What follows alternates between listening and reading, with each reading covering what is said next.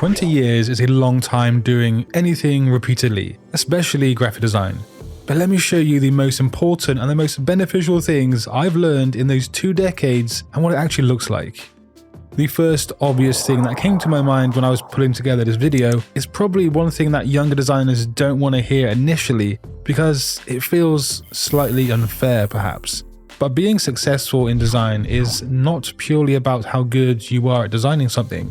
Now obviously your work matters, of course. You can't just open up Photoshop once, create a glowing lion icon, call it a logo, and expect the industry to carry you into retirement like some kind of creative pension plan.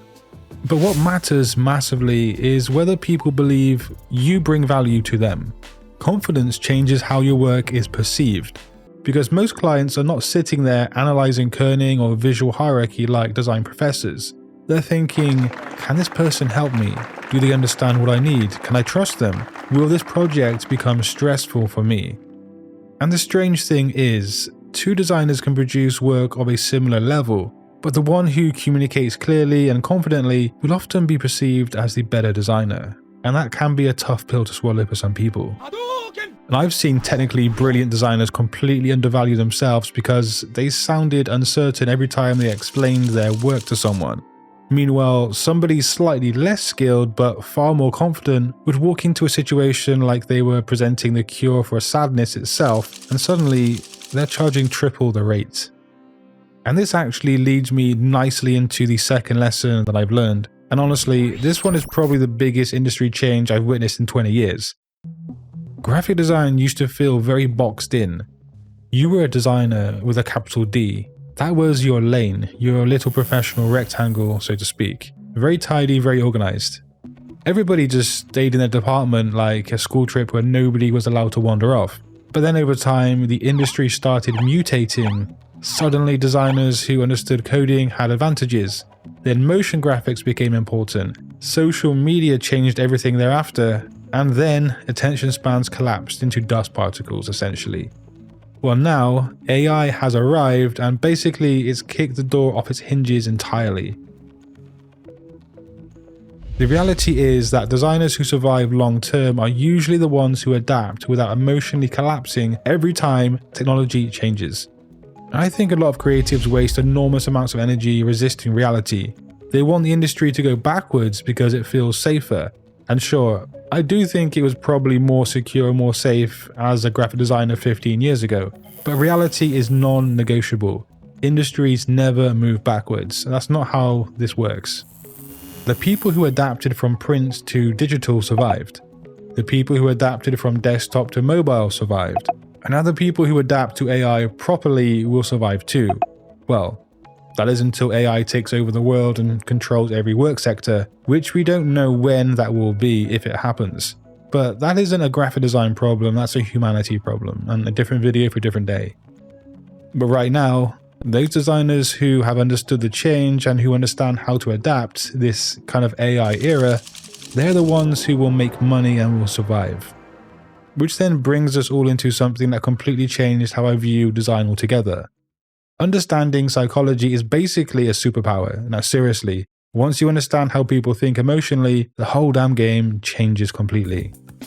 You begin noticing weird things, or not weird, but useful things like why certain logos feel trustworthy, why certain layouts feel premium, why some thumbnails get clicked instantly while others disappear into the digital void like a sock in a washing machine. Psychology affects literally everything out there. We're talking about your portfolio, your pricing, your client communication, your branding, even typography choices, everything. Even a potential client who has never met you, they determine your value and your skill based on psychology. I think one of the strangest things about being a designer these days in 2026 is that many of us consume creativity all day long, but we rarely stop to actually learn anything properly and then implement it afterwards. A lot of us just scroll endlessly through inspiration, save posts we're never going to revisit, watch productivity videos while being profoundly, unproductive. And somehow, we slap a label onto that like creative growth. But changing things up and perhaps taking classes on Skillshare that have absolutely nothing to do with my normal workflow has shunted my brain in the right direction. I ended up taking a class on social media marketing by Maggie Stara, mainly because I wanted to focus on something that was less about designing for a while and still get some value from it. But one of the things that she talks about is how to analyze competition on social media, which I never had such an insight into before. And this was especially useful to me right now here in 2026, where half of the battle is getting somebody to stop scrolling for just 2 seconds. And that's partly why I do like Skillshare. It doesn't feel like another platform trying to sell you success. It's more in the neighborhood of actually learning practical creative skills from real people who actually work in the industry. And so if you want to learn something new, sharpen your skills a tiny bit or a lot, or just replace 20 minutes of doom scrolling with something genuinely useful, the first 500 people to use my link in the description box or scan the QR code will receive a 1-month free trial to Skillshare. And thanks to Skillshare for sponsoring this part of today's video. Actually, they've been close with Satori graphics for almost a decade, and I do strongly support their platform. And one of the biggest mistakes designers make is assuming that people respond logically to design. Most people respond emotionally first and rationally second, if at all. And that's why 2 identical products can feel completely different depending on branding. One might feel premium, the other might feel cheap. One feels trustworthy, one's suspicious. One feels modern, one's outdated. And often the actual difference is psychological framing. Even selling yourself becomes easier once you understand this, because clients are effectively buying certainty. They are chasing reduced stress and welcome reassurance. So design psychology genuinely changed my career more than almost any technical skill ever did. Now, another huge thing I've learned is that graphic design skills can open up a lot more doors than people initially realize. And I think younger designers sometimes accidentally limit themselves by only seeing, one career path. But there is an awakening out there compared to 5 years ago. You don't have to just become a designer. Those skills can branch into YouTube, like I did 10 years ago. Content creation, branding, creative direction, education, motion design, consulting, perhaps digital products, social media, advertising, courses, creative strategy, even business ownership itself. And for me personally, thinking outside of the traditional design box changed my entire lifestyle. Because once you understand visual communication, storytelling, branding, and attention, you then subsequently realize those skills are valuable almost everywhere online. And really, one of the biggest evolutions in my career happened when I stopped spinning my head over how do I become a better designer and started leaning into how do I use my design skills to create opportunities and to generate money. That's a very different mindset. Now here's a lesson that sounds painfully boring at first, because unfortunately, it is true. The industry rewards consistency more than occasional brilliance. There are unbelievably talented designers who disappear because they rely entirely on inspiration and motivation.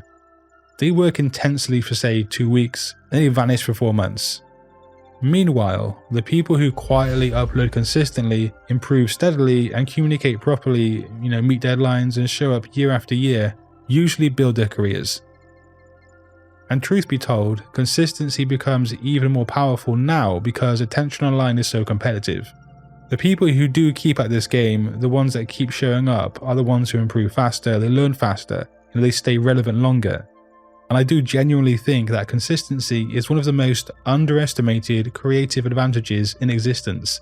And that's because it looks unimpressive in the short term, but over say 5, 10, 20 years, it becomes huge. Now something else I learned fairly early on is that most clients cannot properly judge design quality. That sounds insulting, but it's not. Most people simply don't have trained visual literacy like us designers do. Clients usually don't know whether your typography is technically excellent. They don't know things about spacing or visual rhythm.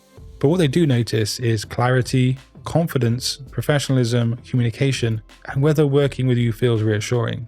But of course, there are always exceptions and outliers. But this is why designers who explain ideas clearly often outperform technical superior designers who communicate badly. If you can explain why something works in a simple language, and why it brings money or eyes onto a brand, then people will trust you more. And I would say half of professional creative work is reducing uncertainty for other people. Now, this lesson here is one I genuinely wish I understood earlier. Learning communication changed my career more than learning software. At some point, software stops being the main focus, and then communication rolls up as being vastly crucial. Because eventually, there are thousands of people who can technically execute design work, but there are far fewer people who can communicate clearly, understand psychology, build trust, think strategically, and actually make clients feel understood. And ironically, as AI continues automating more technical parts of design, communication and human understanding becomes even more important. Which is why I genuinely believe the future belongs to designers who combine creativity with their psychology, strategy, adaptability, and communication. It's not just software knowledge, guys, and after 20 years in this industry, that's probably the biggest lesson of all. Design was never really about software. It was about people, understanding people, communicating with people, influencing people, helping people feel something. But hey, if you want to increase your skills as a graphic designer, just click one of those videos on screen right now, and until next time, design your future today. Peace.